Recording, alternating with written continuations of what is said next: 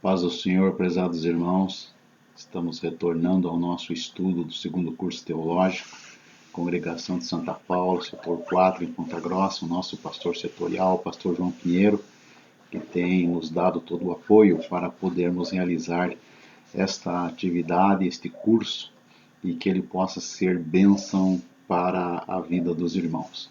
Continuamos o nosso estudo sobre Cristo, o nosso Rei, o nosso Senhor, o nosso Salvador, hoje com a quarta lição, e nós vamos estudar sobre alguns nomes que foram dados a Jesus Cristo.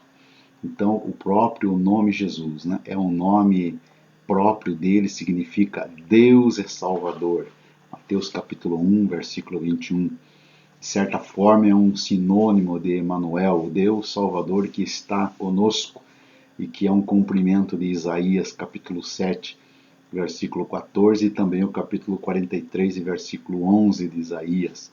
Você, caro irmão que está estudando conosco, mantenha a sua Bíblia próxima e vai acompanhando esses textos bíblicos que estão aqui colocados na palavra de Deus.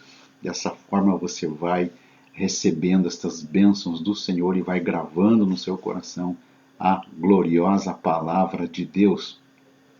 Outro nome que foi aplicado a Jesus Cristo é Cristo.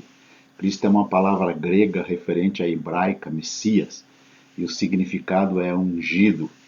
Na verdade, o nome Cristo, ele tem um significado aprofundado no grego como o Rei ungido. Então, Atos capítulo 10, do verso 34 e 38, faz menção, então, ali do nome do Messias. A palavra Messias ela é derivada da palavra hebraica Meshiá ou Mashiach, a qual, como já vimos, significa ungido. Você confirma isso em João, capítulo 1, versículo 41 e o capítulo 4, versículo 25. Segundo o dicionário conciso da teologia cristã, Messias significa literalmente o ungido, o líder designado por Deus para cumprir a missão especial de redenção e libertação. Segundo o novo dicionário do Aurélio, Messias significa, tem vários significados, né? Então o primeiro é Mashiach, ungido, a palavra hebraica. O segundo, pessoa ou coletividade no qual se concretizam as aspirações de salvação ou redenção, nesse caso nosso, a pessoa de Jesus Cristo. O terceiro significado, pessoa a quem Deus comunica algo do seu poder ou autoridade. O quarto significado significa um líder carismático, Messias. O quinto significado, pessoa esperada ansiosamente. É o que nós estamos aguardando, a segunda volta de Jesus. O sexto significado é um reformador ou pretenso reformador social. Lembra que essa é uma definição do dicionário do Aurélio. Portanto, a palavra grega Cristo e a hebraica Messias são referentes a título e não a nome próprio. Então, quando se fala Jesus Cristo, o título é Cristo, o nome é Jesus. No Antigo Testamento, quando os reis, sacerdotes e líderes eram separados para o seu ministério, eles eram ungidos com óleo. E você tem aí vários textos bíblicos para comprovar esta afirmação.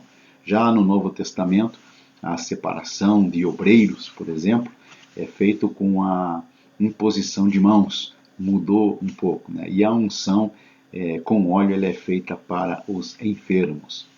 Por isso, ungir tem o significado de separar e consagrar de acordo com o Antigo Testamento. Assim sendo, uma pessoa ungida é uma pessoa separada para o exercício de um ministério específico.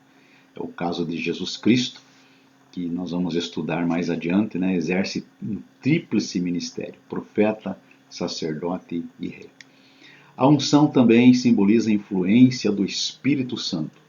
E o Espírito Santo, um dos seus símbolos é o óleo, e a unção, como está lá no Salmo 133, quando se escolhia o sacerdote, o sumo sacerdote, a unção descia pela cabeça e ia até a orla dos seus vestidos. Então, simbolizando uma total dependência do Espírito Santo de Deus. Jesus Cristo é totalmente influenciado pelo Espírito Santo, ele é cheio do Espírito Santo. Relembremos também a descida do Espírito Santo em forma de pomba sobre Jesus Cristo por ocasião do seu batismo.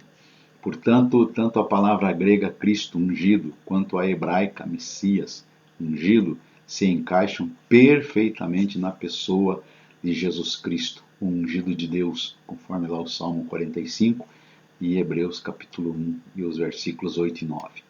Como já vimos, o título Messias ungido foi dado por Deus para alguém, esse alguém, Jesus, executar uma tarefa especial. Os judeus tinham uma promessa de que sempre haveria um rei da linhagem de Davi no trono de Israel. Essa promessa está lá no segundo livro de Samuel, no capítulo 7, do versículo 8 até o 29, você vai encontrar ali umas palavras de Samuel a respeito de Jesus, de Davi. Porém, a história mostra para nós que nem sempre um rei da linhagem de Davi governou Israel. Então, muitas vezes Israel foi governada por povos gentios. No próprio tempo de Jesus, quem governava o povo israelita, eram os romanos, naturalmente um povo gentil. E quem ele colocou ali para cuidar diretamente dos judeus, Herodes, Pilatos, eram de nacionalidades gentias. Porém, os judeus nunca perderam a esperança do cumprimento da promessa. E diante da realidade que eles viviam ali naquela época, os judeus esperavam que um dia viria um rei, o Messias do Senhor, que expulsaria do seu território os conquistadores gentios e restauraria o povo de Israel, fazendo novamente um reino independente. Então, quando Jesus chegou, eles imaginavam que era o Messias prometido, o Messias guerreiro, o Messias que viria libertá-lo daquele aprisionamento que os romanos trouxeram para os judeus. Na tentação de Jesus no deserto, o diabo o tentou para fazer isso, tomar a posição de um guerreiro e dominar o mundo na época. Por muito tempo, os discípulos de Jesus também pensaram assim, tanto que fizeram uma pergunta para Jesus, a respeito da restauração do templo, como quem diz, o Senhor vai assumir, vai tomar conta, e Jesus então veio mostrando que não era dessa forma que ele estava chegando ao mundo.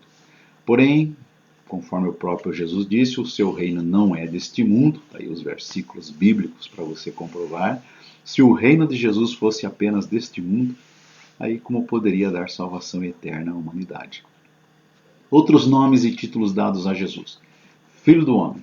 Daniel usa este nome em sua profecia acerca de Jesus, capítulo 7 do livro de Daniel, indicando a sua humanidade e também a sua messianidade. Jesus aplica esse título a si mesmo, Filho do homem, e são várias as afirmações de Jesus. Você vê em todos os evangelhos ele falando que ele é o Filho do homem. Mateus, Marcos, Lucas e João. Filho de Deus. No Evangelho de Lucas e no livro de Atos você vai encontrar esta afirmação. A sua concepção também é um ato do Espírito Santo. O Senhor, nome usado após a ressurreição.